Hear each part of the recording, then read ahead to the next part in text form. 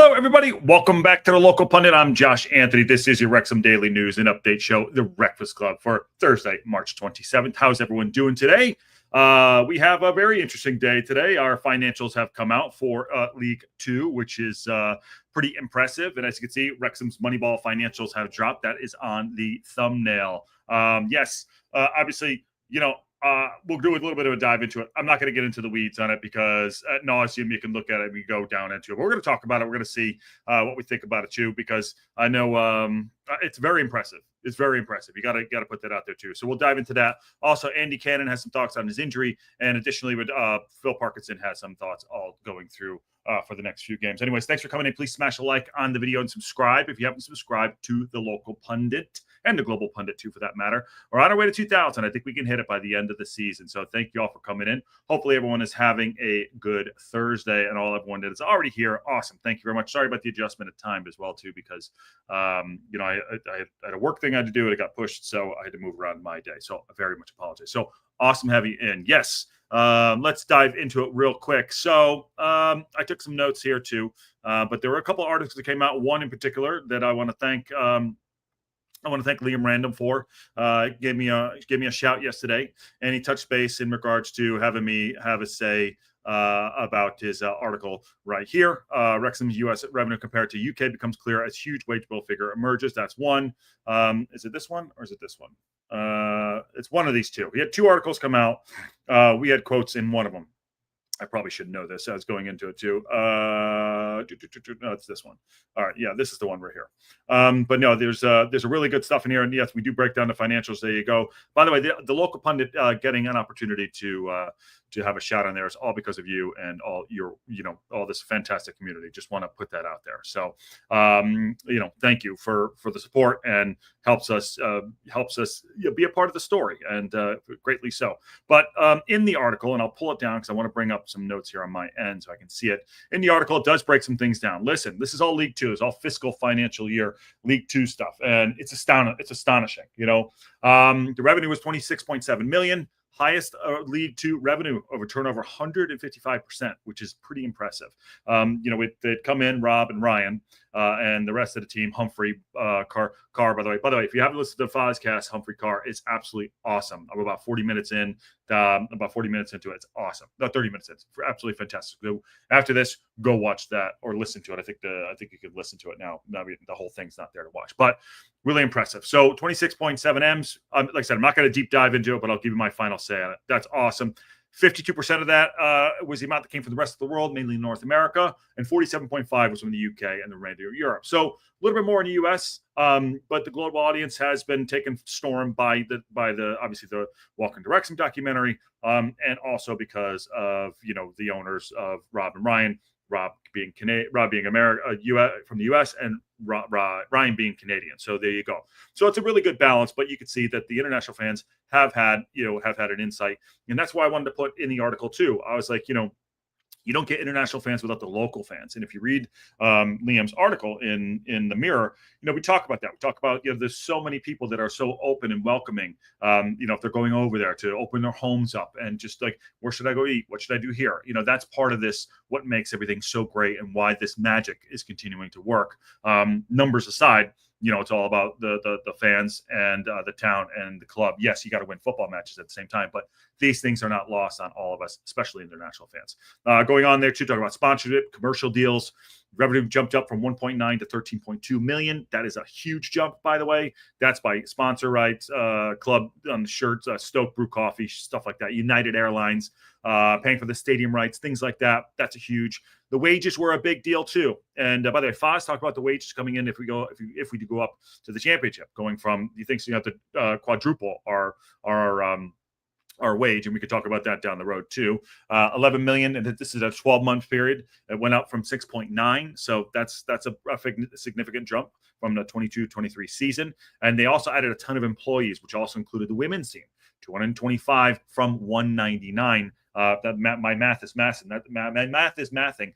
That is 56 more employees. Like I said, it also includes the headcount for the women's team. Losses. There's always going to be losses, but the losses are very interesting too. 2.7 of it, that's in a 2.7 million pounds, And that's the figures down from the 8.51 in 2023. Now, 824,000 of that was due to bonuses being triggered for like Phil Parkinson and the players for getting promotion into League One. So all that said, it's really, really good. And the last bit here, and I said I'm not going to deep dive into it and get into just nauseating numbers, is Rob and Ryan have been repaid the 50 million pounds. They've repaid the last few months. So that's pretty good. Now, obviously, we did bring the Allen family in. We're starting the COP, moving things forward. Hopefully, touch wood, we do get up into the championship. So that's one thing we need to look at too.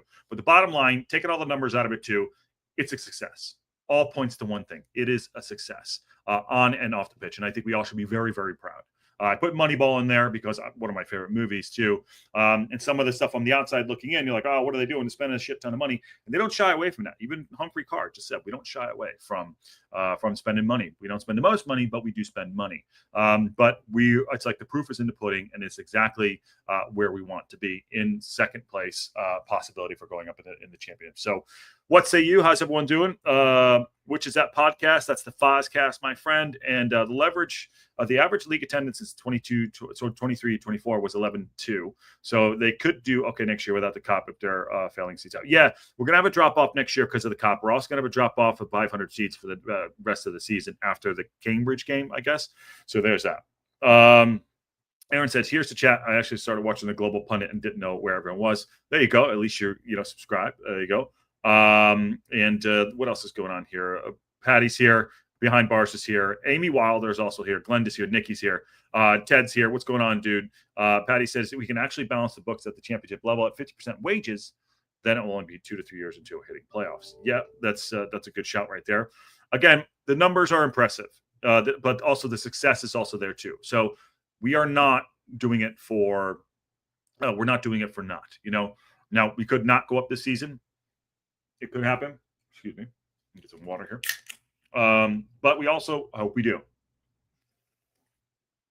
But it's very, very impressive. And it shows that they're doing that the club and the owners and everything are putting their money where their mouth is, literally.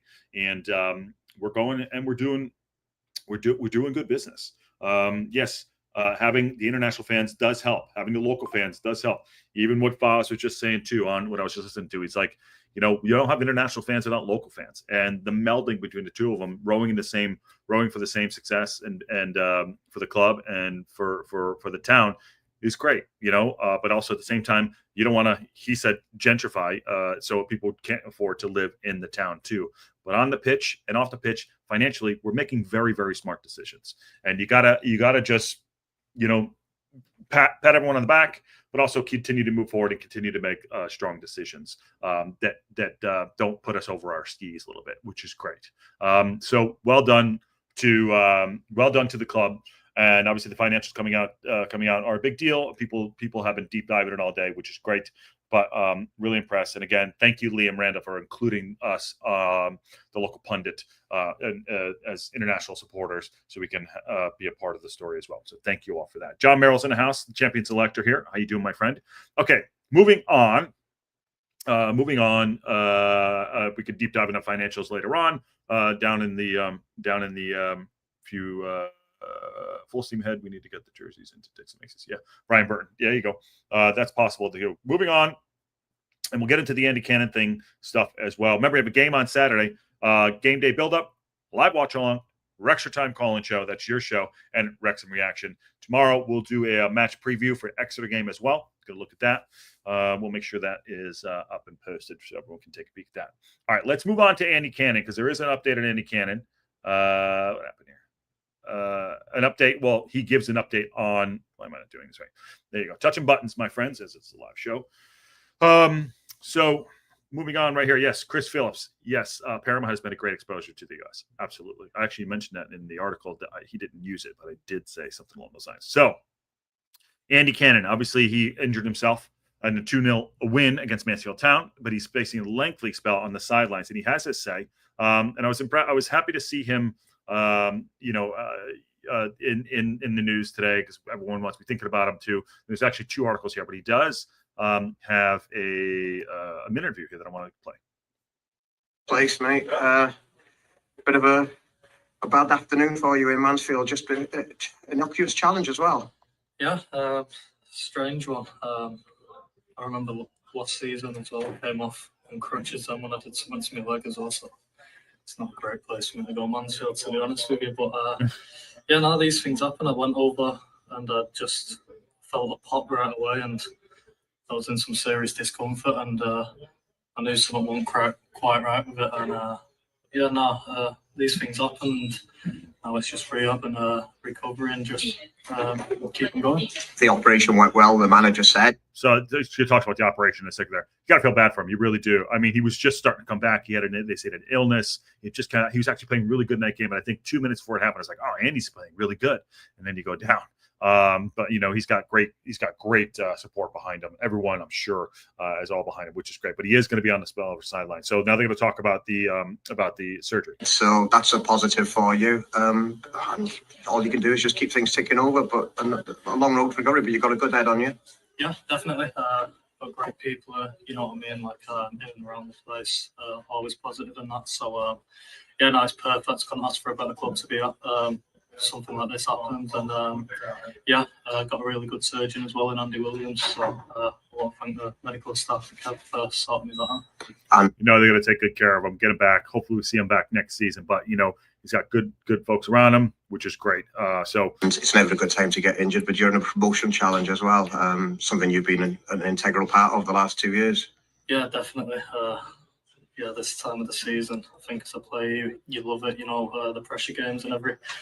So couldn't come at a worse time, to be honest with you. But I've got full belief in the lads that we can achieve what we set out to do, and hopefully that's the case. In a great. What shows us I was listening to the Fozcast just before this too, obviously, but listening to Fozzie and Humphrey talk about the tightness of the team, you know they're all going to get behind him. You know he's itching to get out there. You know he wants to be a part of this too. It's got to be painful, not only physically but mentally to get through that. But he has been an integral part of this team. His, thunderbolt strikes that he's had last season to help us get promoted, unbelievable too. And yeah, he's definitely going to be missed on the pitch. But I mean, in the background, he's playing a big part there too. And they're rooting for him. Position with only 8 games to go as well. Yeah, definitely. But every game in this league's hard, and it's hard to win games of football. I can't stress that enough. People think that on paper that's.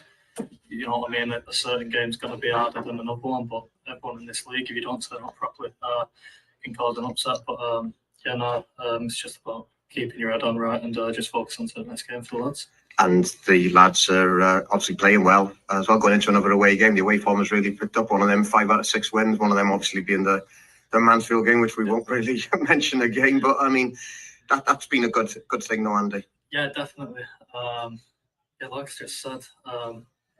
It's so hard to win games of football continuously, and but the lads have been superb. Watching them looking solid, and you know what I mean, coming out with the points at the end of it. It's so tough to do, but the lads are doing great, and hopefully that continues towards the end of the season.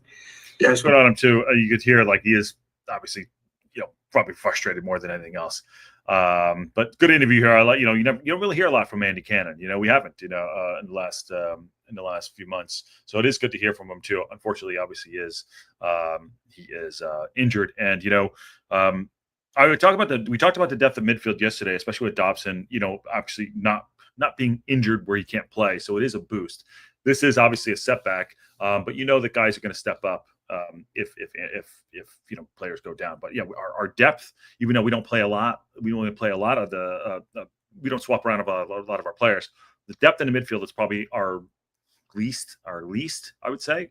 But so it is unfortunate as far as depth wise for Parkinson to not have depth for the end of the season. With them just 8 games to go, it's an exciting time. There's a real buzzer on the place, isn't there? Which has been for years. Let's be fair. Yeah, there is. But like I said, the gap's so good at keeping everyone just level-headed and going on to the next game. And over the last couple of seasons, obviously I've been and I see what he does, you know what I mean, with the lads at the stage of the season. So, it's about just carrying on the way that they're going and just focus on to the next game as it comes. Thanks. Awesome. Long may it continue, man. Get better.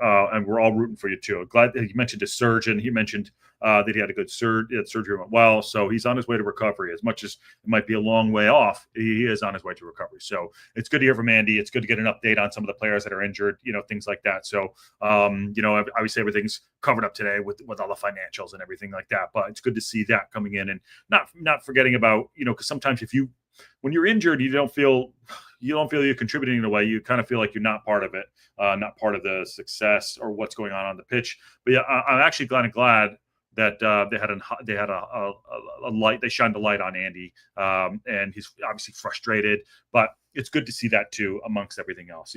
I guess the forgotten warriors, I guess, and I don't think they're doing that at all. So good to see that in there. That's why I was really impressed. I wanted to bring that into the news show today, as well as talking about the financials as well.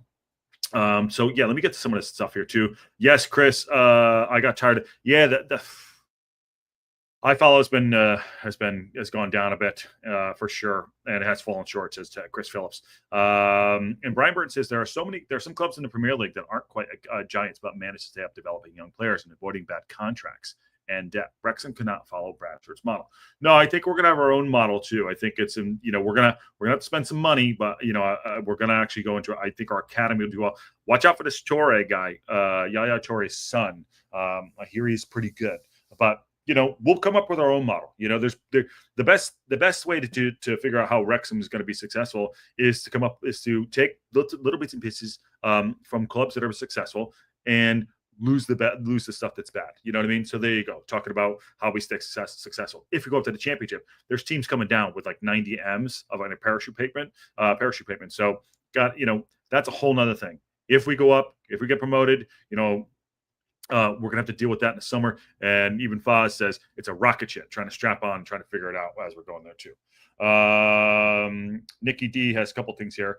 Our academy isn't fancy, where we can't attract the best footballers because we don't have facilities for the championship or Premier League clubs do.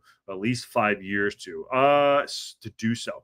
It will come, but it'll take time. If we go to the Prem too soon, we'll be dependent on buying really expensive players on huge transfers. You could potentially afford to do that if you want. Well, I could say I'm going to push back on that a little bit. There's a balance there, Nick. Hold on 1 second. We are growing up on your own players and yet selling. Okay, there's a balance there too. You talk about everyone's. We got the balance and that. Clearly, I'm not saying it's perfect, but clearly the financials that have come out today is that they are making good decisions. So the rug can always come out, come out from under you, but clearly it looks like that we're doing things the right way. Maybe there's some, obviously some hiccups along the way too. So, I think you got to trust in the fact that they're being transparent in what they're doing. The club, the owners, as you see today, the financials come out. Yes, they come out for every other club too, but trust in the fact that we're going to make good decisions. If we're going to buy players, got to buy players. If we got to sell players, got to sell players. So let's just keep that, hopefully that as we grow, things can catch up. Might not be perfect because nothing is perfect, but things can catch up and we can continue to grow this club and grow our players, the academy, get the cop in, blah, blah, all the fun stuff.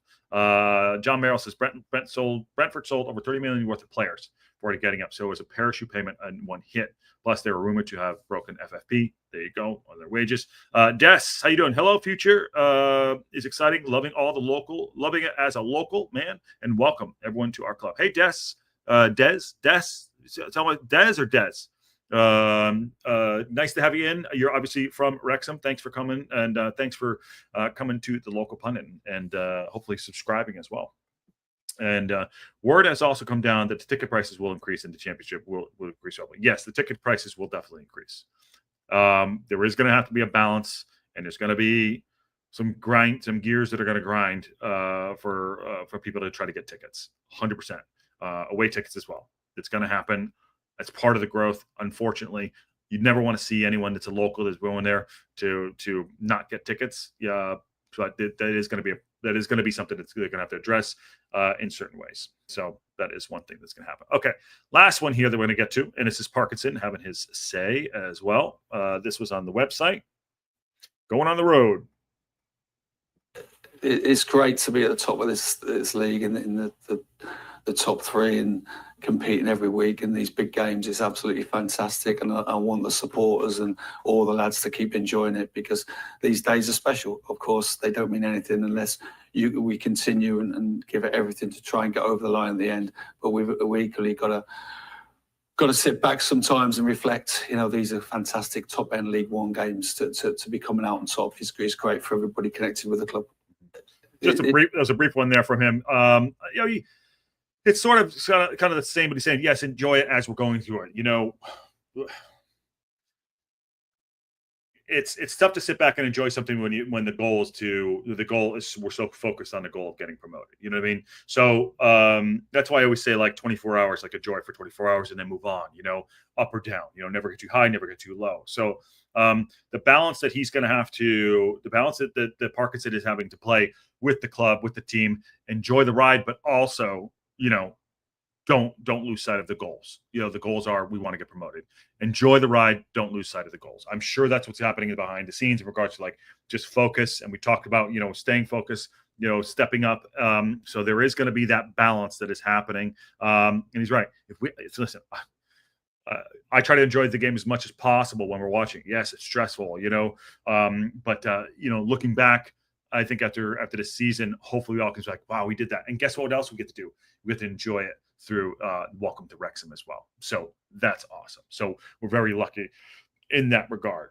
Des says, you're doing a fantastic job just being a fan and promoting a club. I've been a subscriber for 18 months. That's awesome. Happy to have you in, my friend. Happy to have you in. And Wayne, what's going on, my friend? Haven't seen you in a while. Hope you're well. Wayne's from down under. Brentford shared their ground with my team in 2002, Griffith Park. I see they have a new stadium these days. Yes, and same brown and yellow. There you go. And the price of success. Yes. And then the tickets will be a nightmare. And Patty says the cop next season will be also reduced match. Absolutely. That's a big shout right there for sure. Okay. How long is a new cop going to take? Whatever it is, add longer onto it. Claire, add some time on it too. But it has to be done apparently for, I think, the 2026. I think it's the under 19s or something like that. Yeah. Habification says, if we manage to get up in the championship, we will need to seriously invest into the club. And we will. I know we will. If we get it up there, they will. I mean, like I said, listen to Humphrey today. He's talking about they anticipate their wage bill will go up by multiplied by 4%. You know what? Let that. And if that's what we have to do, that's what we have to do. And we got to sell some players. Got to sell some players. You know that we got to let some players go. There we go. But no, let's cross that bridge when we get there. Let's finish these last games out. Keep up the fantastic work. Josh, I normally watch podcasts when you're not live. Sorry, I'm a member of Red Horde. Oh, what's going on? Awesome. Red Horde. Yes. Speaking of the Red Horde. Red Horde and myself and Rousey's Wrexham Roundup, Rowdy Rousey, are on the 100th episode of the Eat More Chips podcast. It drops tomorrow, 2 p.m. GMT. So get on it. Enjoy it. We had a great 75-minute chat. Awesome. Sean's great. Jamie's great. And Welsh-Techie's great. It was fantastic. So get on that. Go support those guys. They're doing great work. York Gray only appeared after you started following Wrexham. No, this was always here, my friend. Trust me, it was here. But thank you, my friend. Yes, there we go. And Brian Burt says, perhaps I can do a payment plans for season ticket holders to smooth out the increase. Got to cross that when we get there. Thank you. Got to cross it when we get there. Okay. And Cleanups, thanks. Otherwise, okay. All right. Again, just a quick one today. The financials are big. It looks good. Bottom line is things are working. All points to success on and off the pitch. So celebrate it. Enjoy it. This is a good day. This is a good day to have them be transparent about what they're doing. The investment is working. The debt isn't huge. They're moving forward. They have investments coming in. It all puts it in perspective of where we're going for the future. So congratulations to the club. Everyone involved in it too. Rob, Brian, Humphrey, everyone, Williamson, everyone coming in and having a take in us. I'm sure their accountants are stretched out every day looking at it, but the books look good. We're in a good position. And that's the bottom line, what I'm taking away from today too. Robert says, up the town. There we go. Up the town, my friend. And yes, up the town. Remember tomorrow we'll do a excuse me, we'll do a preview show for the Exeter game, which is going to be great. They did put something up here too. Let me just see this real quick. There was one more thing I'll get to before I get out of here. This is the way guide on the website, on the Wrexham website. It says Parks that are back on the road. League One clash, Exeter City, St. James's Park. The Gratians are 16th at the table, which means nothing to me. I don't care because every game is going to be difficult. And so valuable 3 points up for grabs. We're going to drop points. I hope it's not on the weekend, but let's see. And be our first away fixture to Exeter since 2003. So here's all the information right here. So just go check that out. If you're traveling there, be safe, have fun, enjoy yourself. We will be watching live with game day build up, everything, live watch along, and the call-in show, which would be great. And Ryan Lowry Brace says, keep it up, Josh. Always enjoyed the positivity. Yes, try to do it. And the club is doing everything right at the levels we are 5 years ago. It was a dream. Well, dreams do come true, and up the town, and we're going to keep going right now. Keep going, and hopefully the weekend we get 3 points too. So please smash the like on the video and subscribe. 2,000, share it out. If we get to 2,000 by the end of the season, that's a huge win. Great day for the club coming out with this. Andy Cannon talking about his injury. He's behind. He's got the whole global fan base and his teammates behind him. So good on. But something happened with my thing there. I don't know what happened. It went out. Okay, I'm still back. I'm back. Okay. Again, thanks for coming in. Smash a like, and on that bombshell.